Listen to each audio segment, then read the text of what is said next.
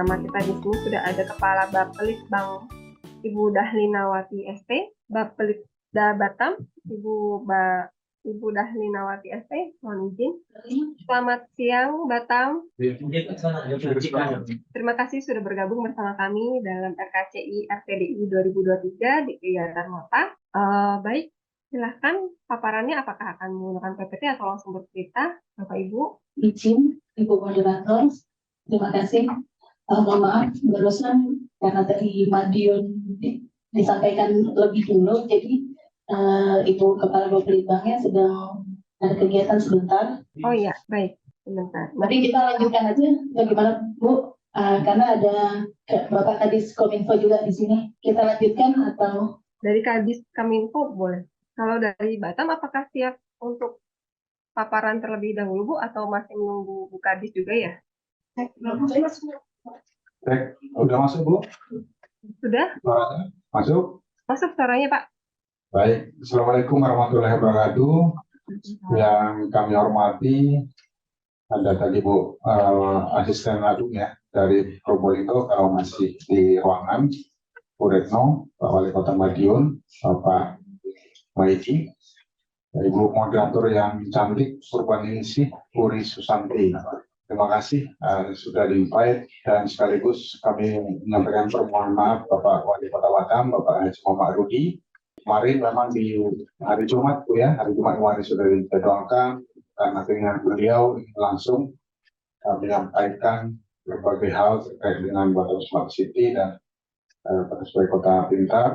Makanya diminta di reschedule kemarin Bu. Ternyata kemarin juga ada tamu dari Swedia, dan terakhir ada juga dari Kementerian Investasi terkait dengan perkembangan di Pulau Rempang. Dan saat ini ada tamu, mohon izin kami menyampaikan beberapa hal terkait dengan persiapan Batam Smart City. Izin Bu Puri, langsung kami jawab beberapa pertanyaan ya Bu ya. Enggak Pak. Baik, terima kasih.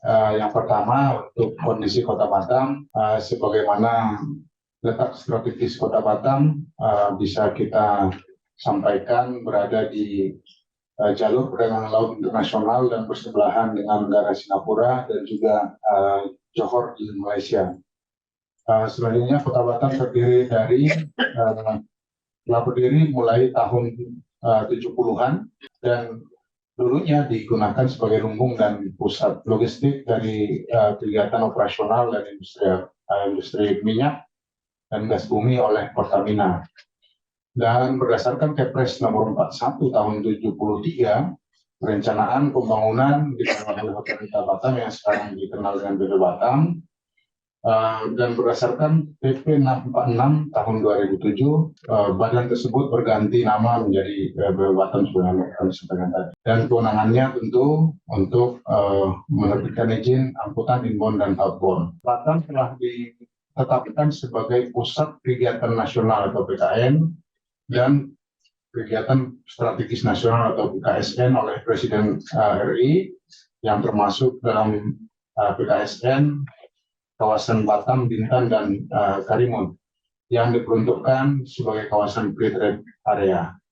KSN Batam, Bintan, dan Karimun juga merupakan wilayah yang dimanfaatkan sebagian besar dalam pembangunan KSN BPK untuk daya tarik investasi dan membangun kawasan BPK dalam potensi kerjasama regional itu secara umum. Pertumbuhan ekonomi Kota Batam bisa dilihat pada tahun 2021 menunjukkan kondisi yang lebih baik dibanding 2020. 2020 pada saat pandemi COVID melanda, itu bisa dilihat dari pertumbuhan ekonomi Kota Batam tahun 2022 berada pada level yang tertinggi di Provinsi Kepulauan Riau, bahkan juga dari angka nasional 5,31, dan Kota Batam berada pada angka 6,84. Terus ada 5 kontributor terbesar dalam pertumbuhan ekonomi Kota Batam. Yang pertama industri pengolahan yang sebesar 58,41%. Yang kedua konstruksi sebesar 20,44%. Ketiga perdagangan, selanjutnya jasa keuangan, dan yang terakhir informasi dan komunikasi. Tingkat kemiskinan Kota Batam tahun 2022 bisa dilihat dari persentase penduduk miskin pada tahun 2022 mengalami pertumbuhan jadi 5,19% dibandingkan pada tahun 2021 5,05%. Hal ini tentu berkaitan erat dengan pandemi yang melanda bangsa kita termasuk Kota Batam. Terus indeks pembangunan manusia bisa dilihat diperbandingkan antara kabupaten kota di Provinsi Kepulauan Riau. Batam berada pada level tertinggi mulai dari 2018 sampai 2022 dan ini menandakan bahwa Kota Batam dalam berbagai program unggulannya terkait dengan pembangunan indeks pembangunan manusia di Kota Batam yang sangat sesuai dan sudah sesuai dengan program yang ada. Terus laju inflasi diperbandingkan juga dengan kabupaten kota di Kepri bisa dilihat bahwa inflasi pada bulan terakhir bulan Juli 2022 0,27 di Batam, kota yang terdekat itu 0,35 dan yang Pinang rata-rata provinsi Kepulauan Riau 0,27. Ya, terlalu jauh dari Kota Batam. Terus kunjungan wisatawan Mbak Puri bisa dilihat total kunjungan wisatawan di Kota Batam tahun 2022 sebesar 565.936. Kalau dibandingkan dengan tahun sebelumnya itu sangat jauh.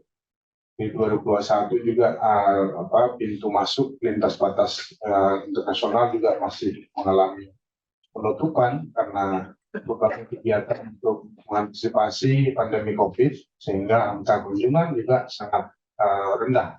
Dan begitu dibuka, pandemi juga sudah tertangani dengan baik, lompatan-lompatannya sudah mencapai 50% dari total kunjungan yang pada saat kondisi normal, yaitu di tahun 2019 ataupun 2018 sebesar 1,9 juta.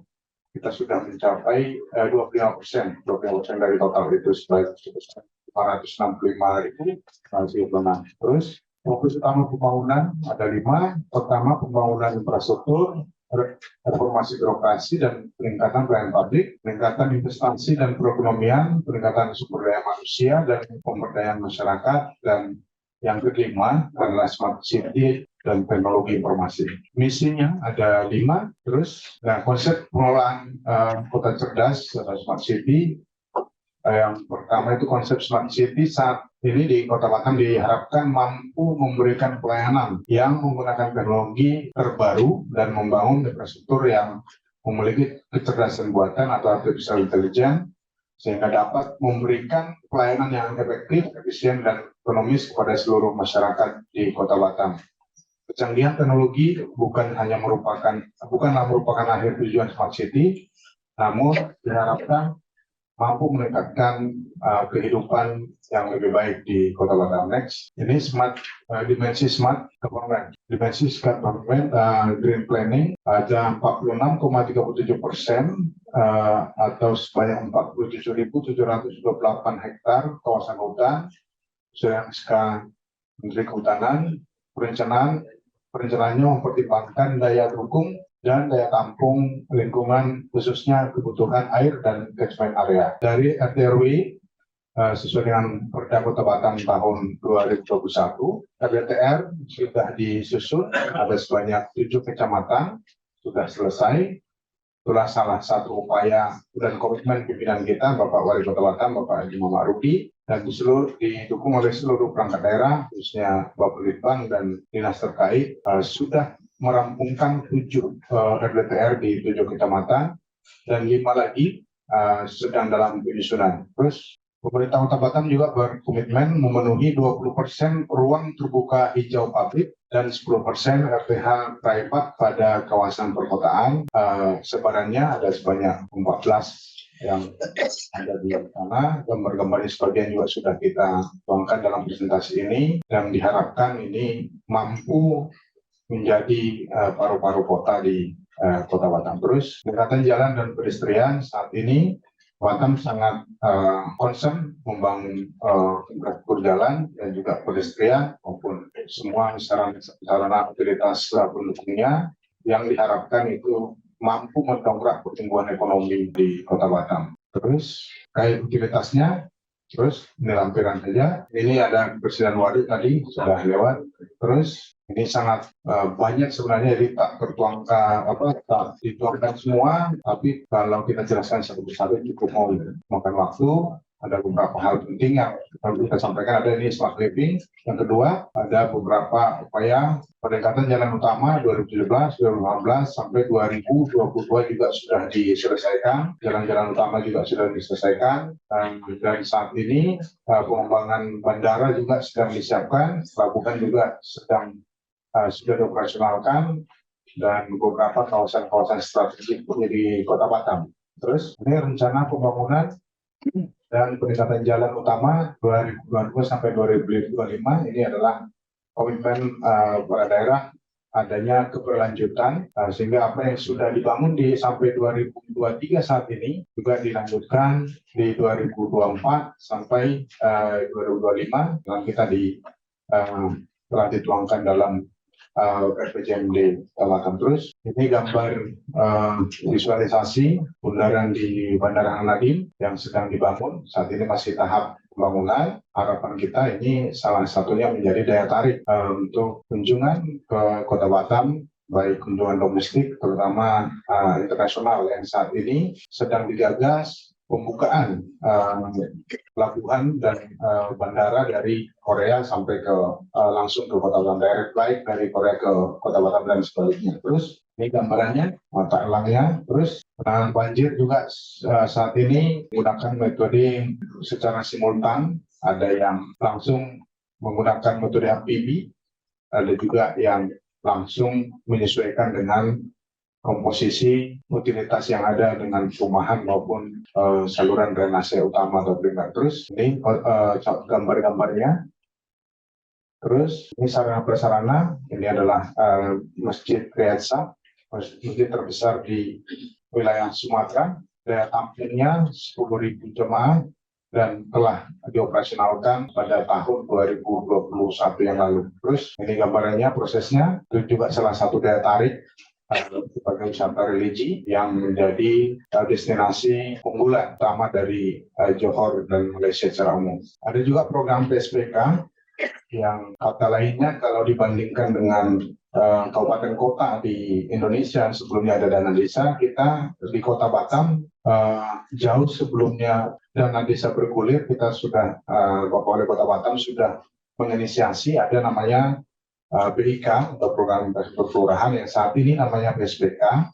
Inilah yang menjawab tantangan kebutuhan seluruh masyarakat kita di tingkat RT dan RW. Dan sampai saat ini di 2023 itu dialokasikan 2 sampai 2,5 miliar per kelurahan. Terus ini beberapa program BIK atau PSBK, dan ini kelihatan gambar hasilnya, outputnya. Terus ini ada penataan pemenahan kawasan kumuh di Tanjung Riau. Terus ini kawasan perbatasan. Selanjutnya next Pulau Putri yang sudah dibangun sedemikian rupa. Ini ada beberapa utilitas perkotaan yang memang dibutuhkan di Kota Batam. Ini sarana transportasi. Terus ya ini visualisasi pedestrian dan taman kota. Terus proses transformasi digital yang dilakukan di Kota Batam sudah dimulai pada tahun 2006 dengan Perwako nomor 6 tahun 2006, pengembangan IGAP di lingkungan Pemko Batam, dan secara masif sudah bertransformasi pada tahun 2017 dengan pembentukan mall pelayanan publik yang pertama di wilayah Sumatera. Selanjutnya juga menjadi role model bagi pengembangan mall pelayanan publik di beberapa daerah di Sumatera. Selanjutnya juga aplikasi yang sudah dikembangkan oleh pemerintah Kota Batam ada sebanyak 45 aplikasi, dan itu sifatnya terintegrasi dan di bawah asistensi Dinas Komunikasi dan Informatika Kota Batam. Terus ada ini gambaran mall pelayanan publik. Terus ini secara detail gambar di dalam oleh PTSP dan terintegrasi dengan PTSP BK Batam dan juga beberapa instansi yang ada di Kota Batam, instansi vertikal dan juga kepolisian dan kejaksaan. Terus ini merupakan teknologi informasi. Selanjutnya terus ada implementasi perangkat monitoring register atau tapping box oleh Bapenda yang keunggulannya adalah zero APBD ya, atau tidak menggunakan APBD untuk pengadaan alat ini. Pemeliharaan dan biayanya juga langsung dilakukan oleh pihak ketiga dalam hal ini Bank Jawa Kepri. Targetnya ada beberapa objek pajak seperti pajak hiburan, restoran, dan hotel. Dan dampaknya sangat signifikan terhadap peningkatan PAD Kota Batam. Dan sudah diadopsi oleh beberapa daerah untuk menerapkan tapping box di daerahnya masing-masing. Selanjutnya, inovasi ini juga masuk nominasi Top 99 dan Top 45. Top 45 kemarin dan sudah diusulkan untuk dapat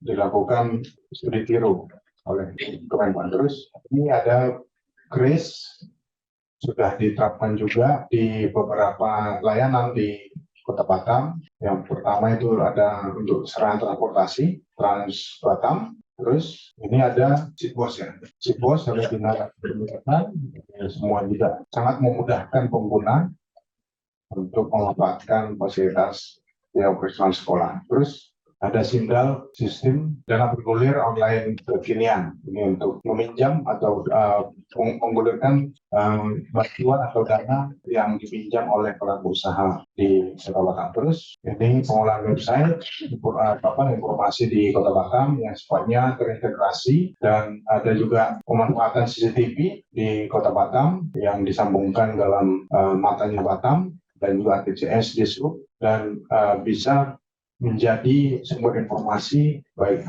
bagi Pemko Batam maupun pihak kepolisian apabila ada hal-hal yang akan dibutuhkan sebagai informasi-informasi. Terus ini SDM Kota Batam.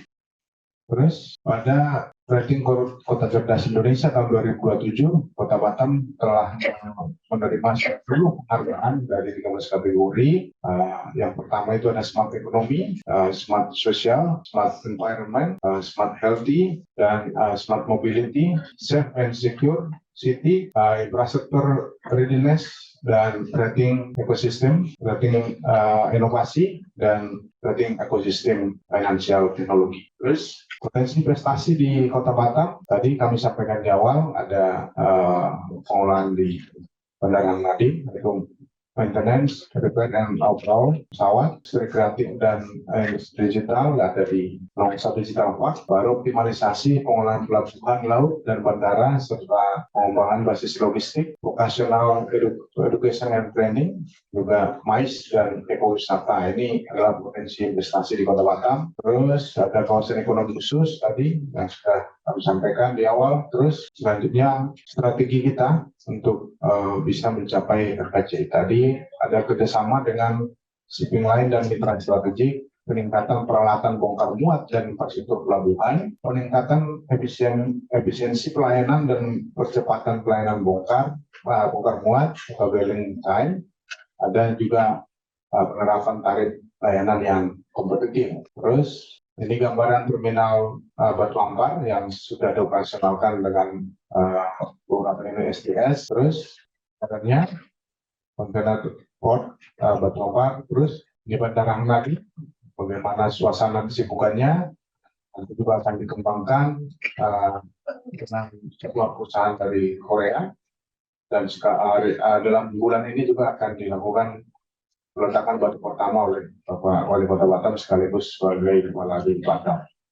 Progresnya dan semua itu ditujukan atau semangat bersama untuk mewujudkan Batam Smart City ini. Terus ini gambar terkait dengan Gunung Kardo di Bandara Nadiem.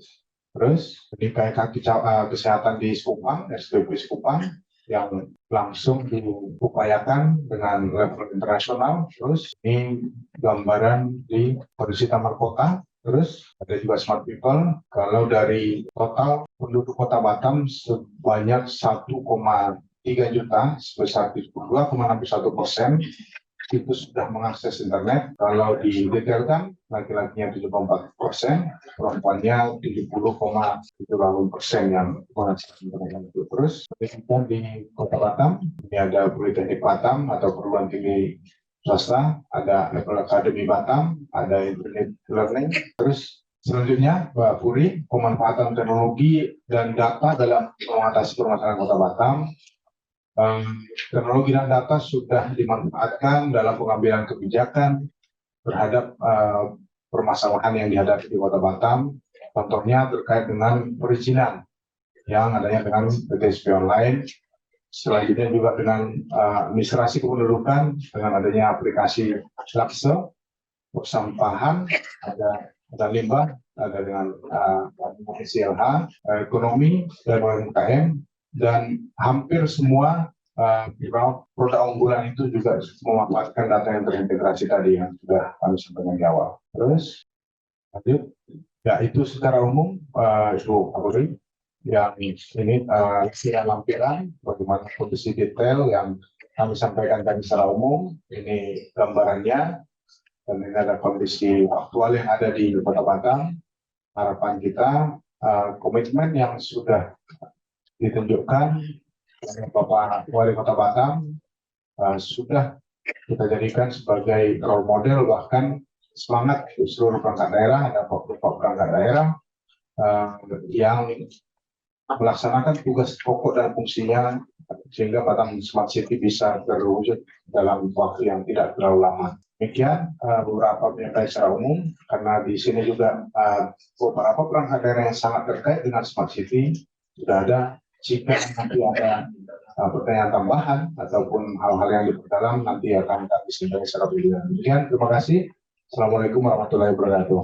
Waalaikumsalam warahmatullahi wabarakatuh. Terima kasih Bapak. Mohon izin Bapak, tadi saya belum sempat mendengar namanya siapa Pak? Kadis Kominfo Bapak Budi.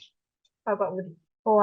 Mewakili Ibu ini ya Pak. Mewakili Bu Bapelita Bu Dahli Nawati ya Pak? Ya Bu, betul Bu.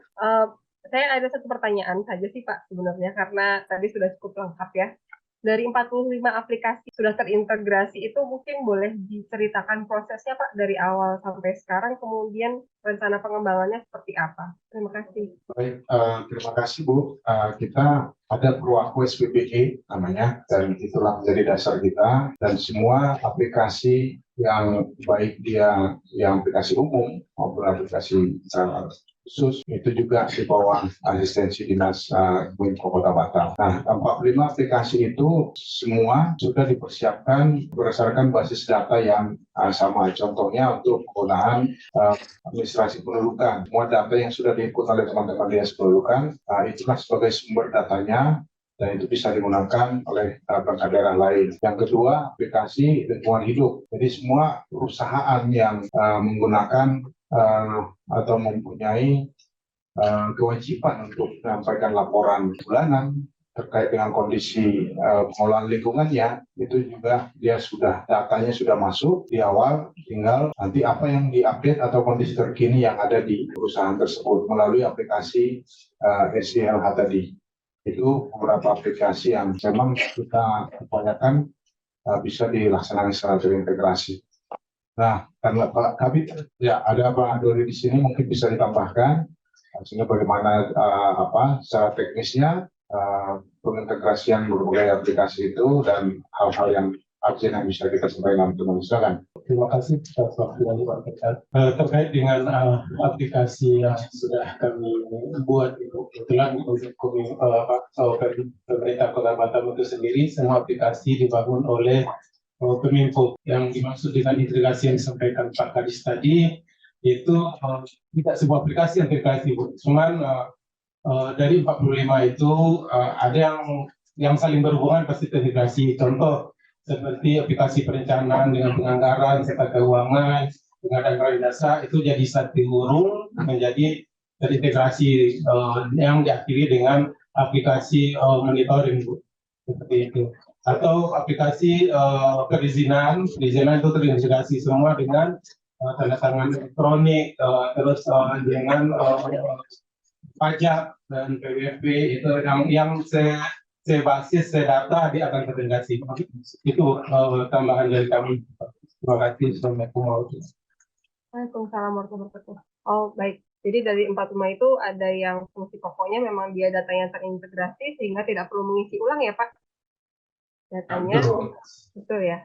Jadi masih ada yang dia secara spesifik, maka penggunanya harus mengisi kembali. Baik, apakah itu sama dengan yang tadi disebutkan? Izin satu lagi ya, Pak, pertanyaan. Dana bergulir tadi, Pak, di luar dari 45 aplikasi tersebut, Ya, kalau boleh tahu dari penggunanya sendiri itu perusahaan ya Pak, UMKM atau perusahaan? Berapa persen Pak pengusaha di Batam yang menggunakan aplikasi tersebut? Atau semua diwajibkan menggunakan? kebetulan dari BPKD ada bisa ditambahkan, ada Pak Risman. Mungkin wajahnya nggak nampak, tapi suaranya kedengaran kan? Iya Pak. Oh, oke. Jadi kebetulan memang kami di BPKD, cuman bukannya membidangi, dapat diinformasikan bahwa di BPKD itu ada UPT Blood dana bergulir yang rencananya beberapa tahun ke depan akan dipindahkan ke UKM tersebut. Jadi kondisi saat ini masyarakat yang menggunakan aplikasi tersebut adalah masyarakat yang mengajukan permohonan pinjaman tersebut. Jadi tidak semua masyarakat. Itu kan kita mensosialisasikan untuk masyarakat Kota Batam yang membutuhkan dana untuk berusaha, kita berikan dana dengan bunga yang sangat rendah karena disubsidi atau dibantu oleh pemerintah. Mungkin yang kami tambahkan. Baik, karena tadi sebelumnya saya pikir ini seperti kredit untuk pengusaha, tapi sebenarnya untuk terbuka untuk masyarakat Batam yang membutuhkan ya Pak? Ya, betul. Baik, terima kasih Pak Budi dan rekan-rekan dan staf dari Batam. Salam hormat kepada Kepala Bapelitbang Dahlinawati ST. Untuk sesi Batam sudah selesai. Saya izin mengingatkan untuk mengisi kuesioner RKCI. Apabila masih ada agenda lain, dipersilahkan untuk meninggalkan ruang Zoom. Mohon maaf apabila ada kesalahan kata. Wassalamualaikum warahmatullahi wabarakatuh. Waalaikumsalam. Baik, terima kasih Bu Fori. Kami juga terima kasih dari Pimpinan Kota Batam. Kami tutup dengan seuntai pantun juga Bu. Jika untai mengadalah untuk mendapat seuntai rambutan. Jika ada penyampaian kami yang salah, mohonlah kami dimaafkan. Terima kasih. Assalamualaikum warahmatullahi wabarakatuh. Waalaikumsalam warahmatullahi wabarakatuh. Terima kasih.